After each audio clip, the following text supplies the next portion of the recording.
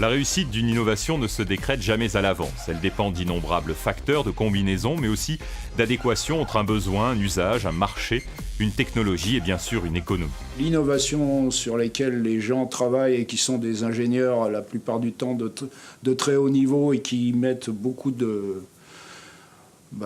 temps, beaucoup d'ardeur, et bien que ces innovations, elles réussissent. Alors pour qu'elles réussissent, à mon avis, la première chose, et la principale chose, c'est que ces innovations aient du sens chez ces utilisateurs. Et donc tout mon boulot depuis pas mal d'années, ça a été de faire ça, c'est-à-dire d'essayer de faire en sorte que les concepteurs d'innovation intègrent le plus rapidement possible dans la conception même de l'innovation les préoccupations de l'usage. Donc ma méthode, c'est COTIC, conception assistée par l'usage pour les technologies, l'innovation et le changement. C'était bien ça l'idée, c'était de faire remonter toutes les préoccupations de l'usage dans la conception même des innovations.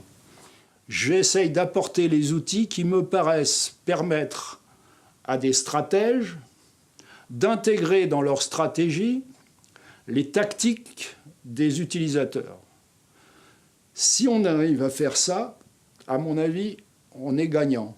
Et on est gagnant aussi au plan social et au plan de l'usage et de l'intérêt pour les utilisateurs des propositions innovantes qu'on leur fait. J'ai mis au point des méthodes pour essayer de réfléchir sur ce sens pour l'utilisateur, quoi. Qu'est-ce qui fait que ça fonctionne pour lui, quoi. Je me suis aperçu qu'il y avait... on me demandait en général, vous avez fait une analyse multicritère, est-ce qu'il n'y a pas des critères qui sont plus performants que d'autres? À l'époque, je disais non, je les mets au même niveau. Il faut que l'innovation qui est proposée soit facilement assimilable dans les savoir-faire de l'utilisateur, affiliable à ses pratiques, appropriable à son identité et adaptable à son environnement. Aujourd'hui, j'aurais tendance à dire qu'il y a quand même une dimension qui me paraît essentielle, c'est la dimension identitaire. C'est-à-dire que là, il faut absolument, au niveau de l'identité, faire un travail spécifique de fond pour faire en sorte que l'innovation qu'on vous propose soit appropriable à votre identité. Alors, qu'est-ce que ça veut dire appropriable à l'identité ?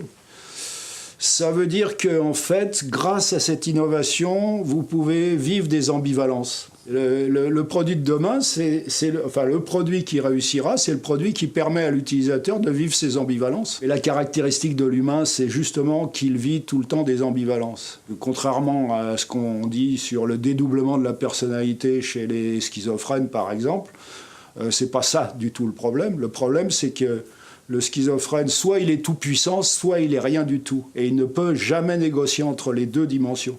Et c'est justement l'incapacité de l'ambivalence qui caractérise la schizophrénie et non pas l'ambivalence. Mon expérience sur les technologies d'information et de communication, ça a été de voir qu'il y avait deux grandes logiques qui ne se rencontraient pas à l'époque dans la conception des innovations dans le domaine des technologies d'information et de communication. C'était une logique que j'appelais de la performance technosociale, c'est-à-dire qu'il était absolument essentiel que par la technique, on transforme la société, et c'était cette performance-là.